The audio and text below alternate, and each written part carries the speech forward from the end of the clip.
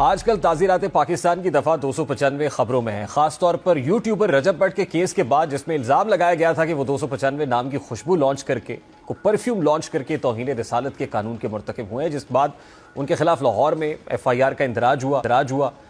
F I are میں پیکا act اور مذہبی جذبات مجروح کرنے کی دفعات شامل کی گئی ہیں۔ ان پر الزام عائد ہے کہ انہوں نے اپنے بیانات سے دفعہ 295A اور 295C 295C کی توہین کی ہے۔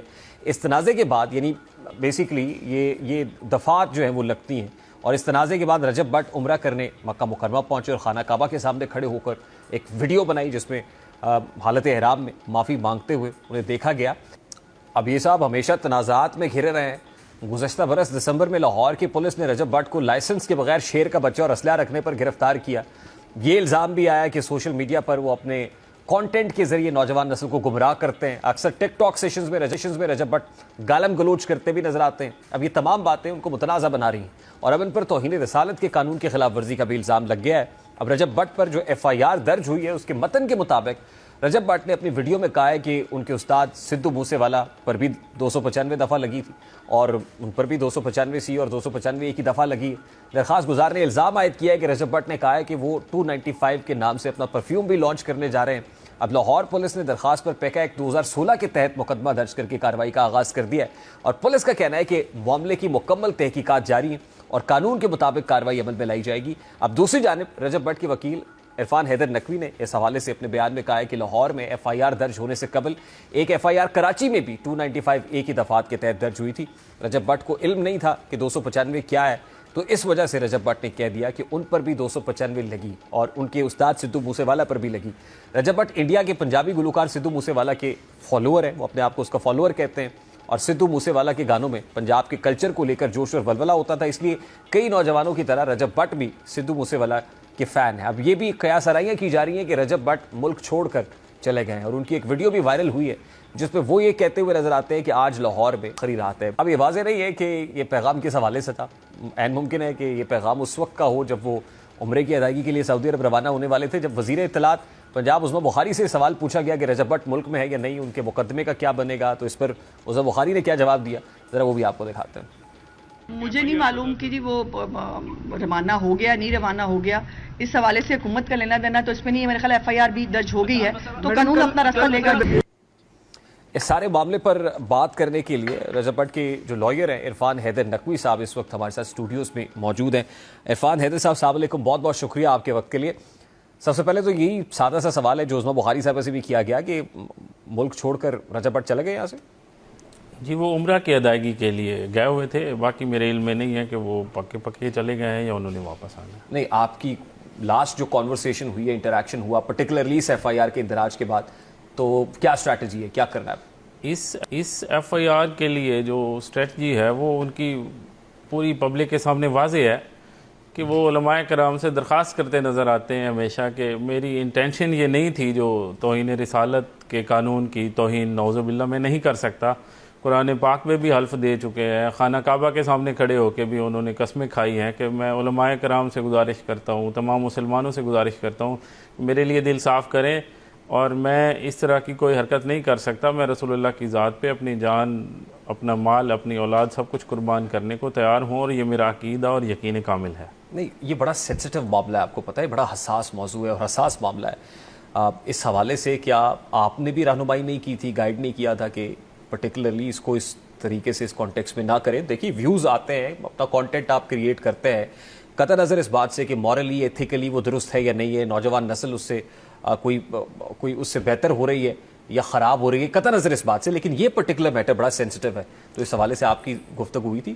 اس کا بیک گراؤنڈ ایک اور چیز ہے کہ انہیں پتہ نہیں تھا کہ پاکستان میں اس قانون میں کیا لکھا ہے، بلاسفیمی کے قانون انہیں پوری عوام کو نہیں پتہ ہوتے۔ بیسیکلی وہ احترام سرکار رسالت مآب صلوات اللہ علیہ کے حوالے سے ہر مسلمان کے دل میں ایک جذبہ ضرور ہے، مگر انہیں قانون کی مخصوص شکوں کے حوالے سے نہیں علم ہوتا کہ یہ شک نمبر کون سی ہے، دفعہ نمبر کون سی ہے۔ جیسے 295 سے آنورڈ 298 تک بلاسفیمی کے قانون ہے اور سزائیں ہیں اس میں، تو عام عوام کو تو نہیں خبر ہوتی، تو اسے بھی علم نہیں تھا۔ اس نے سدھو موسے والا سے انسپائر اس لیے ہے وہ، اور کافی نوجوان انسپائر ہیں، جیسے جناب نے فرمایا اپنے انٹروڈکشن میں کہ وہ پنجاب کے کلچر کو لے کے زیادہ ولولے انگیز گانے گاتے تھے، تو اس لیے لوگ ان سے متاثر ہیں، لوگ ان کو انسپائر ہیں ان سے.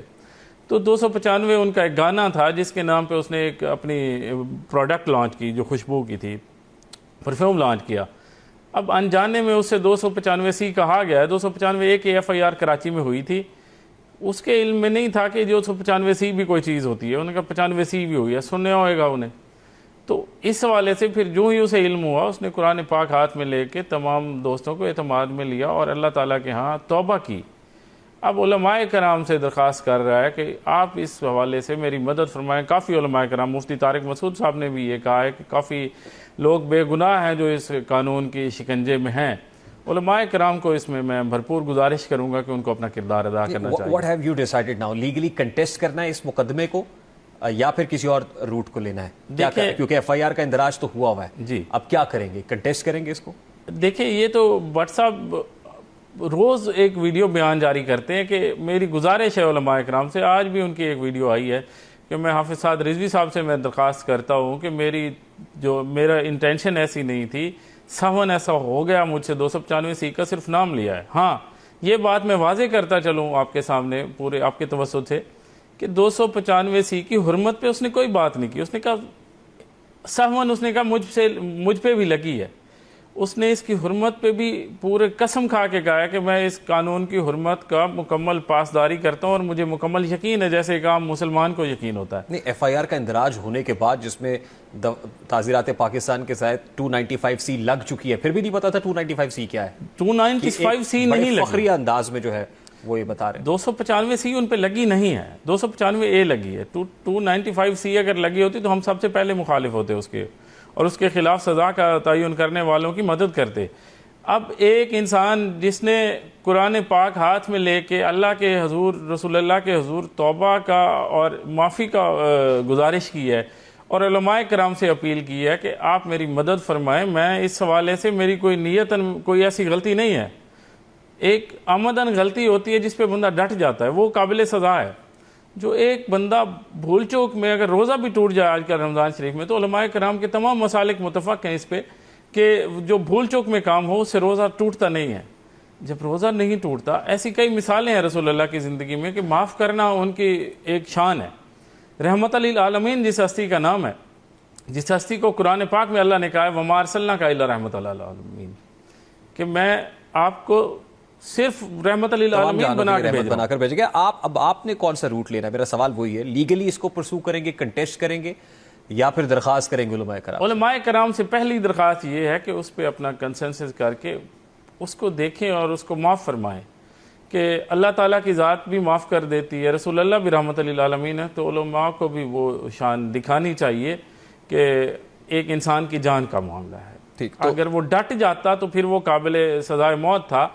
اگر ڈٹا نہیں ہے، اسے احساس ہے کہ مجھ سے غلطی سے ایک لفظ بولا گیا 295C، تو لفظ بولنے پہ تو کوئی میرے خیال میں تعزیر نہیں. تو اس وقت تک جب تک یہاں سے کوئی سگنل نہیں آتا ہے، وہ فیصلہ کر چکا ہے کہ باہر ہی رہنا ہے؟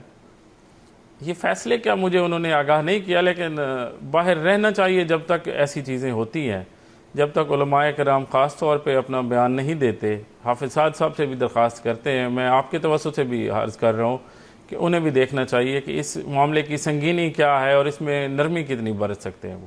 ٹھیک، تو وہ جو میسج تھا کہ میں آج آخری دن ہے یا آخری رات ہے لاہور میں، وہ اسی نیت سے تھا کہ اب تبھی واپسی ہوگی جب یہاں سے کوئی گرین سگنل ہوتا ہے یا کوئی گنجائش پیدا ہوتی ہے. جب اتنے لوگ ان کے خلاف بیان بازی کر رہے ہوں تو بہتر ہے کہ انہیں باہر رہنا چاہیے. یہ آپ بطور وکیل بھی مشورہ دے رہے ہیں؟ میں تو یہی کہہ رہا ہوں کہ پاکستان کا امیج بھی اسی میں بہتر رہے گا کہ یہاں کچھ ایسا انسیڈنٹ نہ ہو جب تک علماء کرام اپنا بیان جاری نہ فرمائیں. کافی مفتیان کرام، کافی علماء کرام نے اسی معاملے کو لے کے بیان کیا ہے، شیعہ سنی علماء کرام نے، کہ اس پہ یہ نہیں لگتی تعزیر. اس نے ان انٹینشنلی جو کہا ہے اسلام میں اس کی گنجائش ہے اور اسے معاف کر دیا جانا چاہیے. ٹھیک، لاسٹلی جو کانٹینٹ ظاہر ہے جس کے جو آبجیکشنیبل کانٹینٹ ہوتا ہے، کیونکہ ہم نے جیسے بہت ساری اگزامپلس کوٹ کی کہ شیر کا بچہ رکھنے پہ یا اسلحہ رکھنے کے اوپر یا دیگر اور بھی کانٹروورشل معاملات ہیں جس پہ قانون کی گرفت میں پہلے بھی آ چکے ہیں. تو کوئی مشورہ اس حوالے سے دیں گے یا آپ کہیں کہ نہیں ٹھیک ہے کیونکہ بطور لائر خدمات تو لیتے رہتے ہیں؟ نہیں، میں یہ کہوں گا کہ اس سوسائٹی پہ بہت بڑے انفلوئنسر ہیں وہ. नौजवानों पे भी असर पड़ता है। तो मैंने तो पहले अपने इंटरव्यूज़ में कहा है, उन्हें भी पर्सनली मेरी रिक्वेस्ट है कि इसमें कंटेंट गाइड रखें, वो कंटेंट एडवाइज़र रखें कि जो भी कंटेंट क्रिएट करते हैं उसमें कोई ऐसा वायलेंस नहीं होना चाहिए, और उनकी शख्सियत के लिए भी यही बेहतर होगा। और जाहिर है ये बहुत इंपॉर्टेंट है कि जब आप इन्फ्लुएंसर है और इस तरह का कंटेंट कर रहे हैं तो एटलीस्ट जो ये सेंसिटिव मामलात है इस पर किसी से पूछ लेना चाहिए ना, अपने लॉयर से बात कर लें कि ये शक किस मुतालिक है, या और कोई सब्जेक्ट जिसके ऊपर एकेडमिक गुफ्तगू करनी है आप उस पर्टिकुलर सब्जेक्ट के एक्सपर्ट से पूछ लें कि ये किस मुतालिक है, गाइडेंस ले लें, क्योंकि अब ज़ाहिर है रीच आपकी बहुत ज़्यादा है, आवाज़ मैसेज तक जाती है। वो कहते हैं कि अक्ल जो है ना वो बादाम खाने से नहीं आती, चोट खाने से आती है। तो अब उन्हें ये अंदाज़ा हो गया है इस बात का कि उन्हें कंटेंट एडवाइज़र ज़रूरी है। इसके बाद रजब भट्ट, मुख्तलिफ रजब भट्ट होगा यकीनन इंशाल्लाह होगा, और उसे होना चाहिए। अगर अपनी जान अजीज़ है या उसे अल्लाह के यहाँ अपने आप को सुरखरू रखना है और आवाम के सामने भी बतौर इंसान को चोट खा के संभल जाना चाहिए। YouTube पर गूगली न्यूज देखने के लिए youtube.com की सर्च बार में गूगली न्यूज टीवी टाइप करें। गूगली न्यूज के पेज पर सुर्ख रंग के सब्सक्रिप्शन वाले बटन पर क्लिक करना ना भूलिए। YouTube पेज पर अपलोड होने वाली वीडियोस से बाखबर रहने के लिए बेल आइकन पर क्लिक कीजिए। आपको हर नई वीडियो के बारे में नोटिफिकेशन मौसूल हो जाएगा।